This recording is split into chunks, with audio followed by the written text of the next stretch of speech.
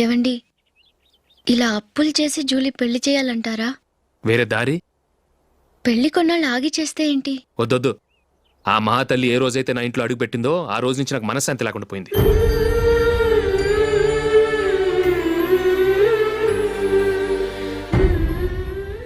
ఇన్నాళ్ళు నా మనసులో దాచుకున్నాను. ఇక నా వల్ల కాదు. ఈ శని వల్ల క్రికెట్ టీంలో కూడా సెలెక్ట్ అవ్వలేకపోయాను.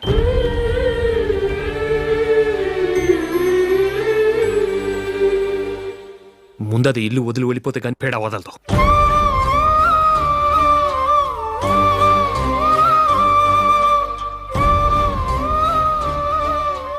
జూలీ వెళ్ళిపోయిందండి.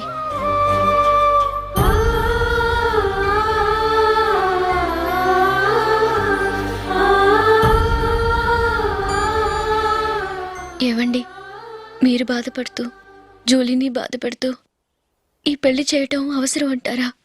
జూలీని హ్యాపీగా మన ఇంట్లోనే మహారాణిలో ఉండనివ్వండి.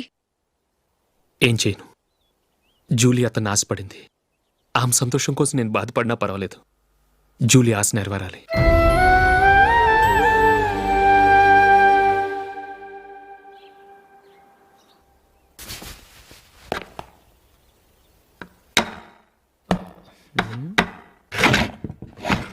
నందిని, ఏంటండి? ఈ టేబుల్ మీద నా ఉంగరం పెట్టని చూసావా? లేదే. జూలీ, ఇక్కడ నా ఉంగరం ఏమని చూసావా? చూడలేదు.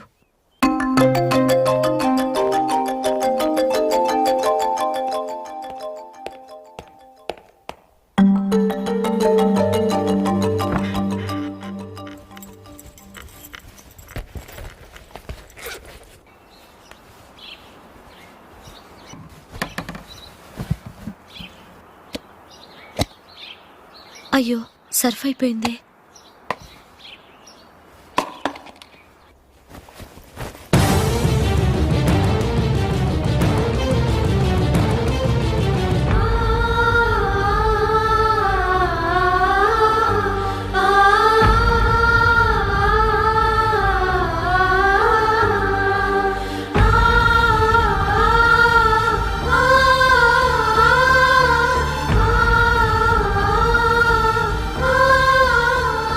అశోక్, నీ రింగ్ నేను దొంగతనం చేశాననుకుంటున్నావా?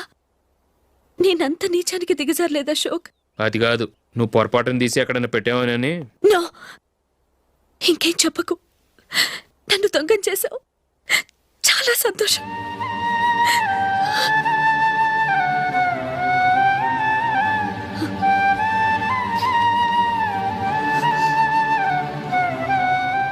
ఇదిగో నా శాలరీలో మిగిల్చిన డబ్బు తీసుకో. వేరే రింగ్ కొనుక్కో.